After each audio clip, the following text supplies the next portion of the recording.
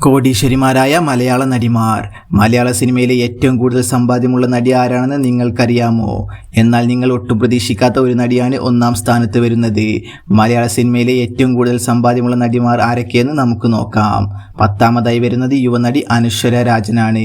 ഉദാഹരണം സുജാത എന്ന ചിത്രത്തിലൂടെയാണ് അനശ്വര രാജൻ സിനിമയിൽ പ്രവേശിക്കുന്നത്. അനശ്വര രാജൻ ഇപ്പോൾ ഒരു സിനിമയ്ക്കായി വാങ്ങുന്ന പ്രതിഫലം 25 ലക്ഷം മുതൽ 50 ലക്ഷം രൂപ വരെയാണ്. പുതിയ കണക്കുകൾ പ്രകാരം താരത്തിൻ്റെ ആസ്തിയായി കണക്കാക്കുന്നത് 3 കോടി രൂപയാണ്. 9ാമതായി വരുന്നത് കല്യാണി പ്രിയദർശനാണ്. ഹലോ എന്ന 2017 പുറത്തിറങ്ങിയ തെലുങ്ക് ചിത്രത്തിലൂടെയാണ് കല്യാണി പ്രിയദർശൻ സിനിമയിൽ പ്രവേശിക്കുന്നത്. കല്യാണി ഒരു ചിത്രത്തിനായി വാങ്ങുന്ന പ്രതിഫലം 70 ലക്ഷം രൂപ മുതൽ 1 കോടി രൂപ വരെയാണ്. പുതിയ കണക്കുകൾ പ്രകാരം കല്യാണിയുടെ ആസ്തിയായി കണക്കാക്കുന്നത് 14 കോടി രൂപയാണ്. 8ാമതായി വരുന്നത് മമിത ബൈജു ആണ്. മമിത ബൈജു ഒരു സിനിമയ്ക്കായി വാങ്ങുന്ന പ്രതിഫലം 80 ലക്ഷം രൂപ മുതൽ 1 കോടി രൂപ വരെയാണ്.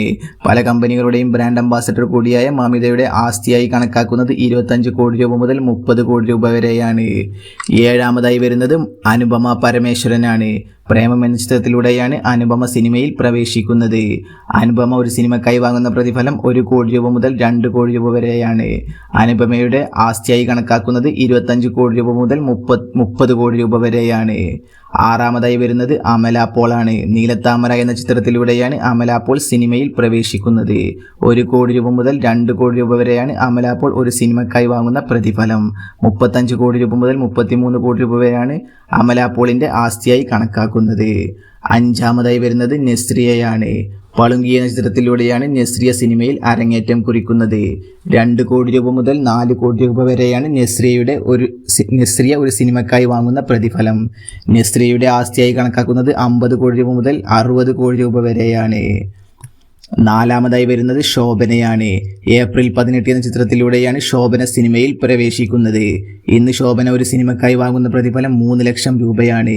ശോഭനയുടെ ആസ്തിയായി കണക്കാക്കുന്നത് 61 കോടി രൂപ മുതൽ 62 കോടി രൂപ വരെയാണ്. 3ാമതായി വരുന്നത് പ്രിയാമണിയാണ്. പ്രിയാമണി ഒരു തമിഴ് ചിത്രത്തിലൂടെയാണ് അരങ്ങേറ്റം കുറിക്കുന്നത്. 2 കോടി രൂപ മുതൽ 3 കോടി രൂപ വരെയാണ് പ്രിയാമണി ഒരു ചിത്രത്തിനായി വാങ്ങുന്ന പ്രതിഫലം.